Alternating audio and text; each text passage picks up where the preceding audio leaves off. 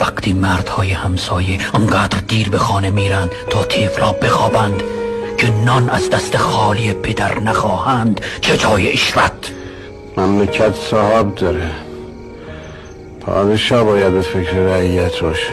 رعیت کدام پدر سوخته؟ میراث کدام مخنث؟ این مردم انسانهای شریفی هستند، بسیار والاتر از همپالکی های فالوده خور تو. فقط مظلومند،